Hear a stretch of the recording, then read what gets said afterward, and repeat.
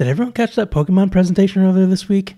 Man, that was wild, huh? Let's talk about it. The Pokémon Company hosted a presentation earlier this week to discuss their future plans for Pokemon for the rest of the year. They started off the presentation with the Pokemon World Championships, which was hosted in London from August 18th to the 21st this year. Typically, the Pokemon World Championships has the trading card game, the video game, and Pokken tournament, but this year they're including both Pokemon Go and Pokemon Unite. Played a little bit of Pokemon Go when it first came out, but after they really started adding a lot of the microtransactions, I kind of stopped playing it.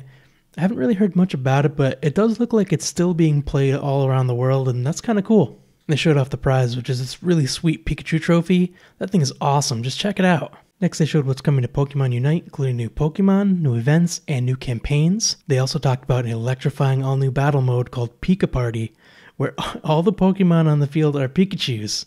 Sounds like a lot of fun, actually. They talked a little bit about a game called Pokemon Masters EX, and honestly, I've never actually heard of this. From what they showed in the video footage, it actually looks kind of like a mobile game, and I actually had to look this up, and it is a mobile game. Kind of interesting. Maybe I'll check it out. I don't know. Like I said, never played it, never even heard of it. Pokemon Cafe Remix is a game that I honestly forgot all about. I do remember seeing it in previous Pokemon events, but I definitely never played it. It looks kind of fun. It's like a little puzzle game. They announced that Mewtwo's coming to the game, and if you complete this little kind of mini game, you can earn and select Mewtwo as a chef. Again, I'm not too familiar with this game, but if you do play Pokemon Cafe Remix, Mewtwo is actually a pretty cool addition. Pokemon Scarlet and Violet is the bread and butter of this presentation. It's the games that people really are probably watching this presentation for. Now, this isn't the first we're seeing about Scarlet and Violet, but they did show a lot more information about what's going to be in the game. The game takes place in a region called Paldea, and from what I understand, it's kind of like more of an open world game as compared to Pokemon Sword and Shield. They showed off some more about the legendary Pokemon, the ones that show on the covers for the games. Koraidon for Scarlet and Miraidon for Violet. And apparently they're motorcycles? And from what I see here, also planes and jet skis. These are basically Pokemon Transformers, and the 90s kid in me can't help but love the idea. They talked about the 3 initial Pokemon that you can choose from at the very beginning of the game, but that is something that they've talked about before, so I'm not going to go over that here. They talked about the 8 gyms that you have to battle through, and it seems like they're going to allow you to take them on in any order you want, so there's no set path. In the past, I remember the games being kind of in a specific order because the story was pretty linear. You went from one gym to the next, and each gym got harder as it went because that's the order you were supposed to take them in, but I don't know if they're going to just level up the gyms depending on what level your Pokemon are or what have you, but it looks like they are going to let you take whatever path you'd like, whatever order you want for these 8 gyms, which is really cool. The thing unique to Pokemon Scarlet and Violet is this new Terrestrial Form for your Pokemon. It kind of looks like in the footage that they use an item on the Pokemon and it turns them to this kind of gem-like form. From what they're saying, it boosts their type, it boosts their attacks to be stronger, and in some cases it can change their type. And I guess that depends on their Terra type.